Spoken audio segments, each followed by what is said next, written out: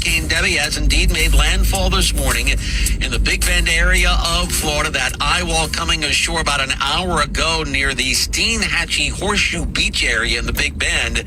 We just spoke with Channel 9 Eyewitness News reporter Shannon Butler up there in Horseshoe Beach, and for the second straight year, that area gets hit by a hurricane. Last year it was Idalia and storm surge. Storm surge is the major concern up there right now. As for we here in Central Florida, I'm looking at the WDBO interactive weather radar, and while most of us are seeing rain from these outer bands of Debbie, I am seeing some very heavy rain make its way into Orange County.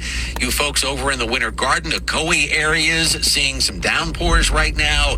As you folks over there in the Bithlo area in East Orange County and up in Apopka as well.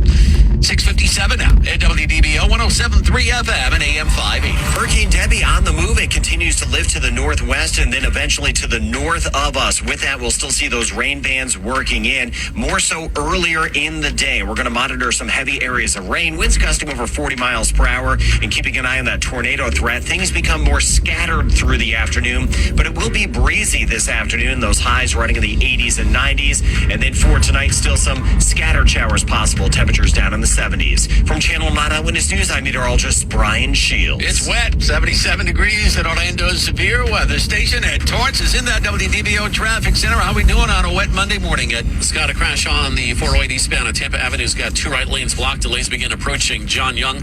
Also crash on the Turnpike southbound on the exit ramp to State Road 50 in Oakland. And then just prior to that exit, another crash involving about four vehicles. So you got some big delays there. I'm Ed Torrance with reliable traffic reports every 6 minutes in the morning on WDBO. WDBO Orlando, WOEX-FM HD2 Orlando, W297BB Orlando. Powered by Talon Wealth Management. Visit guardingyournestegg.com. Listen everywhere at WDBO.com, a Cox Media Group station. There's a deal on your fave just waiting for you in the McDonald's app. It's just sitting there. Welcome to a right special edition Come on. of Driving in the News as we record history, listening to the news. For less? Just waiting around? Check out the wheels on this car. Sandwich and get another for free, only in the app. Check that out. Valid one time per day from 7/22 to 8/4/24. So we're recording history in this special edition. Hurricane Debbie did make landfall today in Florida, Did we catch and I figure I'll take this opportunity to feature Florida in this episode. So right now that we are on a commercial, as I'm here in the Lakeview section, we're actually in Patterson, New Jersey, listening to WDBO 107.3 FM, 580 FM. So we're just waiting for the news to come back on here as we continue this episode. 107.3 FM and AM 580, Orlando's news and talk. This is the 7 a.m. expanded news feed. 15 minutes of non-stop, in-depth coverage on today's top stories, the exclusive weather forecast, and an expanded I-4 traffic update. Orlando's only commercial-free 7 a.m. expanded news feed starts with the three big things you need to know right now. Welcome to a wet Monday morning. This is the second straight year that the Big Bend area of Florida has been hit by a hurricane. Remember, Idalia struck the Big Bend last year, causing up to $3.5 billion in damages up there. What can we expect in Central Florida today? You're looking at it. Rain bands, gusty winds, a tornado threat as well. Debbie could spawn catastrophic flooding in northern Florida, southeast Georgia, and South Carolina here in the next few days.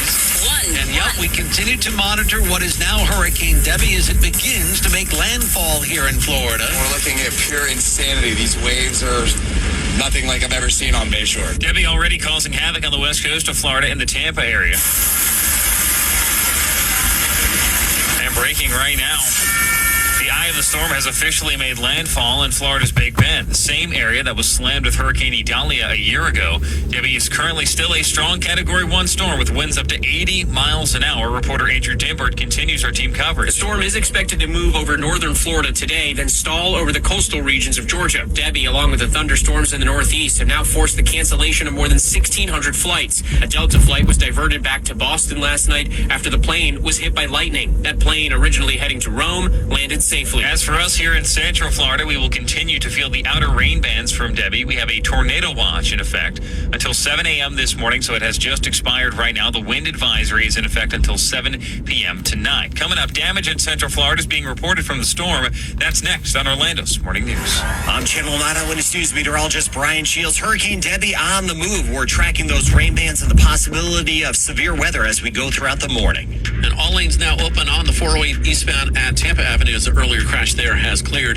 From the WDBO Traffic Center, I'm Ed Torrance. 7:03. Thanks for being with us for this 7 a.m. expanded news feed here on WDBO 107.3 FM and AM 580, Orlando's News and Talk. Good morning. I'm Casey Wright. There are already reports of damage from Hurricane Debbie. Residents in Orange and Brevard counties have reported property damage and one injury. In Apopka, a tree fell on a house, and in Christmas Heights, a pool cover collapsed. In Cocoa, one person was hurt when their camper was blown over at Sunrise Palms RV Park. 4 other campers were also blown over at the same park. Governor Ron DeSantis is about to speak in 30 minutes, and he says the Department of Emergency Management is ensuring the state is prepared to respond quickly and efficiently after the storm. There's all hands on deck for this. So execute your plan. We're going to work as soon as this storm passes to get the power back on and to help the Floridians who may be in need. He says the state is also trying something new. DeSantis says for the first time, flood control barriers have been placed around utility substations to ensure power is maintained throughout the storm. There's going to be a lot of trees that are going to fall down. You're going to have debris. You are going to have power interruptions. So just prepare for that. Also, utility linemen from out of state are staged and ready to respond around the clock to restore power as quickly as possible. Like we said, Governor Ron DeSantis expected to speak at 7:30 this morning to update us on Debbie. We will air it live here on WDBO. This morning, we're keeping an eye on the flight boards at OIA. We saw our share of cancellations and delays yesterday as Debbie approached. According to the website FlightAware, there are currently 29 delayed flights at OIA. Another 80 have been canceled. I'm Alexa Lorenzo for WDBO 107.3 FM and AM 580. According to FlightAware, at this moment, 91 flights have been canceled at MCO, and currently 57 are delayed.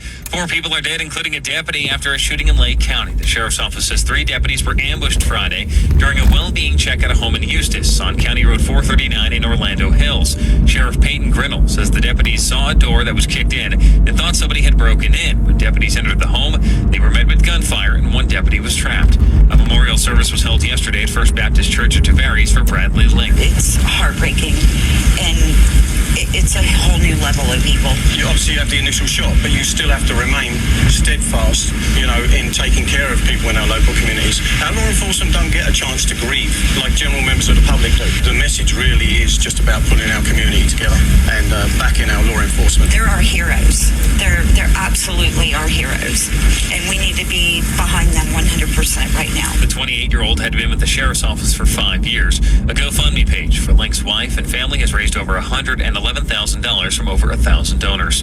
Scary signs point to a widening conflict in the Middle East. Reporter Christine Cordero. The Pentagon is now sending an additional fighter squadron and more warships to the Middle East. Meanwhile, the Israeli military says an officer and a soldier were injured this morning in northern Israel after rockets crossed from Lebanon. Israel has been fighting with the Iranian-backed militant group Hezbollah in that area. And overnight, Defense Secretary Lloyd Austin said he spoke with his Israeli counterpart to reiterate U.S. support for Israel. President Biden is convening a national security meeting today to discuss developments in the Middle East. The WDBO Business News is brought to you by Safe Touch Security. Power outages are likely during a hurricane or from a strong storm that passes through our area, like right now.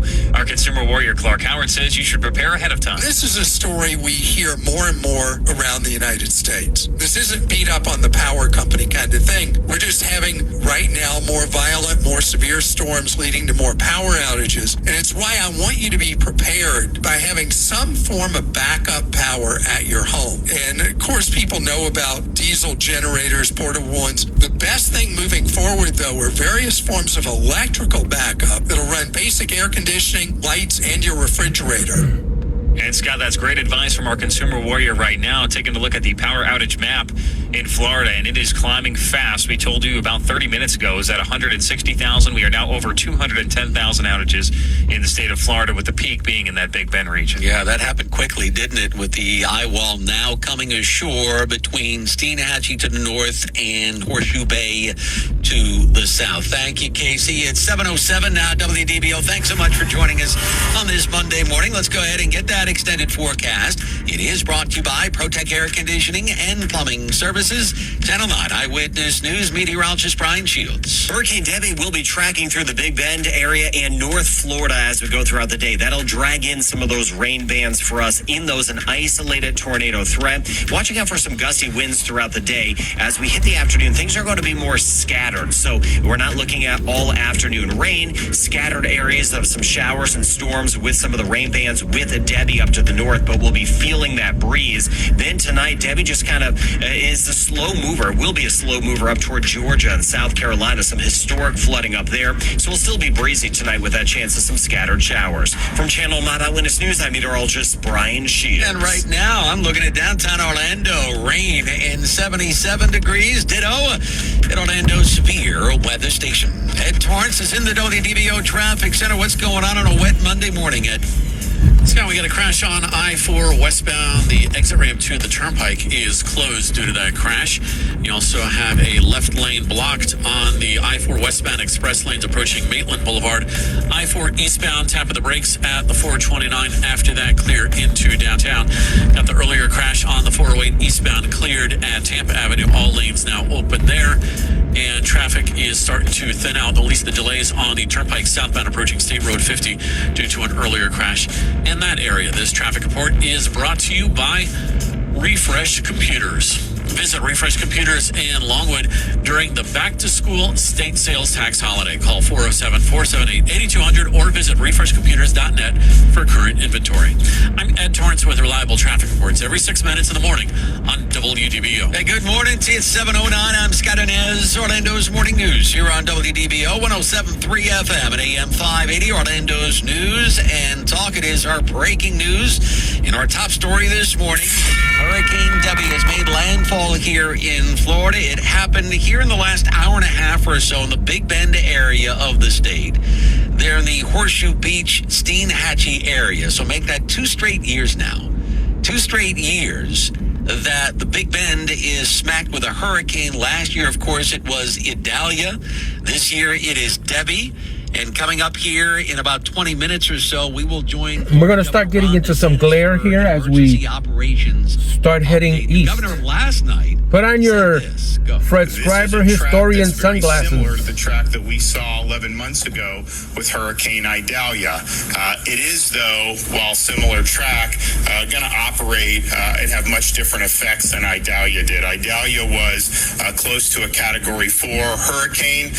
It had strong winds that ripped through the Big Bend area, caused a lot of damage, a lot of debris. This storm will not have winds that reach the level of Hurricane Idalia, but it is going to produce way more water throughout the northern part of the state of Florida.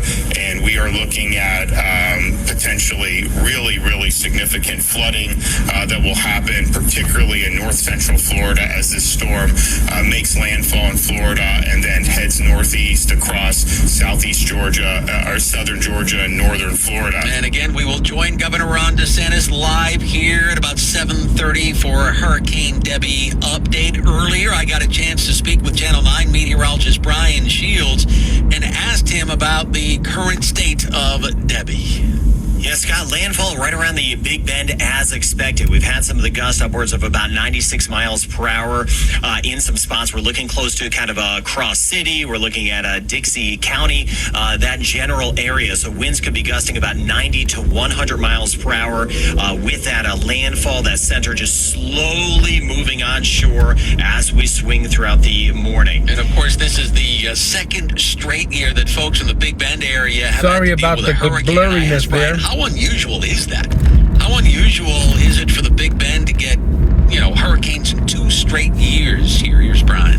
Yeah, this is a very similar path to what we had with Hurricane Idalia last year. So the Big Bend, again, back-to-back years with getting some major systems moving in. Not super typical. Again, we're used to hurricanes in Florida. We get them, but to get them back-to-back in this spot is not very typical. Now, as these kind of move on shore, the winds have been a big issue, but the flooding as well, especially with this one, it's such a slow mover, Scott. We're looking at about easily 8 to 12 inches of rain up through parts of the Big Bend, and then they'll be measuring the rain in feet up toward parts of South Carolina and Georgia. And I also asked Brian about, okay, what's next over the next few days, because it looks like this is going to be a huge rainmaker for parts of Georgia, South Carolina, up into the eastern seaboard. Here's Brian. Yeah, South Carolina and Georgia, that is going to be a big issue. Southeastern Georgia, to be specific, and southern South Carolina. This is almost going to stall out. Such a slow mover, so they could get a foot or two of rain. Historic flooding up there. That's going to be up there, just kind of winding down over toward the Carolinas all the way through Friday, Scott. So a long go for them. They've had a lot of an advance warning on the rainfall, but there are going to be some incredible amounts, and I mean that in the bad sense of the term, of incredible up to the north of us, and we'll clearly keep you posted on that throughout the week. All right. Thank you again to Brian Shields, Channel 9 Eyewitness News meteorologist. I'm looking at the WDBO interactive weather. All right, guys, thank you so much. We're already over 15 minutes in. Want to thank you so much for joining me on this episode as we feature a Florida station, more specifically an Orlando, Florida station, on the news that Hurricane Debbie has made landfall. All right, guys, we'll see you on the next episode.